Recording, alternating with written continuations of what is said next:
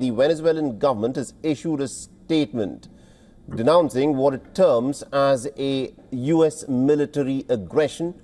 Now, the Venezuelan government has claimed that the capital city of Caracas and the states of Miranda, Aragua and La Guaira have been targeted. So it's not just the Venezuelan capital, but other parts such as Miranda, Aragua and La Guaira that have been struck in these airstrikes by the Americans. Now, Venezuela has further said that this attack constitutes a clear, flagrant violation of the UN Charter. And the Venezuelan government has further said that the objective is, of course, to seize Venezuela's oil and mineral resources, assuring the people that the government, that is the Venezuelan government, remains steadfast in its defense of Venezuela's sovereignty.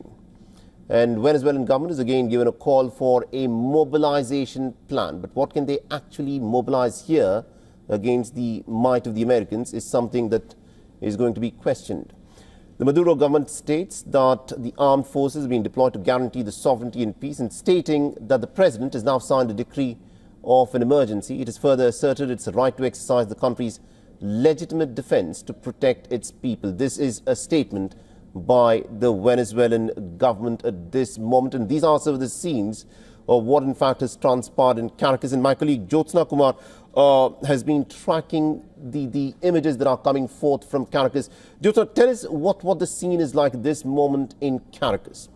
Now, of course, this was a very early morning attack at about like 2 a.m. about what the statement says, 2 a.m. local time in above Venezuela. So considering the fact that, of course, it's a time when everyone is sleeping. But because of these attacks, there is, of course, there has been no electricity. There has been a wipeout considering that. So we've seen some images of these residents running out when these attacks occur. These explosions that have occurred in the skies that has been lighting up the dark skies. There has been no electricity there, and there has been reactions from the residents as well. We've just heard residents being scared about this, you know, because they just heard these attacks happen. What we know that Maduro has been, of course, he's mobilized this military. He came out with a statement saying that he has ordered the immediate deployment of the Command for the Comprehensive Defense of the Nation and Comprehensive Defense Directorate. So far, that's what we know. Now, the site of explorations, these are reports that we know that have come out. These, according to reports, what we know is that the site of explosions near the key military sites, because what U.S. media has been saying is that Trump ordered these strikes on not just inside Venezuela, but military sites. So, you know, when we talk about these sites, what we know about these key military sites is one is in Fuerte Tiona. This is the largest military complex in Venezuela and the headquarters of the armed forces. Another military site we know is La Carlota, which is a military air base in eastern Caracas, and it is historically used by the Air Force. Right, indeed.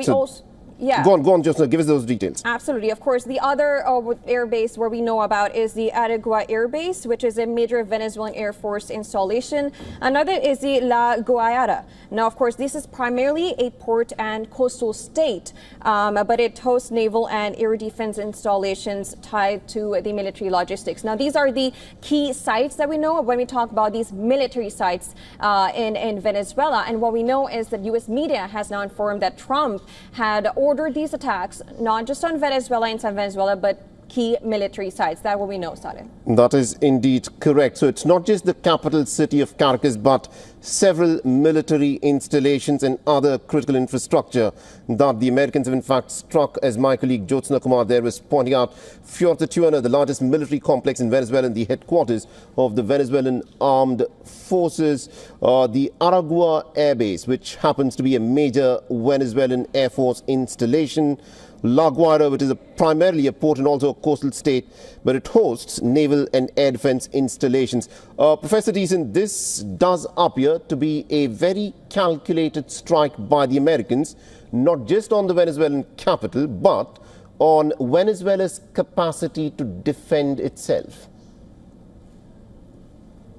Yes. So this is the possible pathways. One of it can simply be to degrade Venezuela, hoping for a decapitation strike, that is regime change.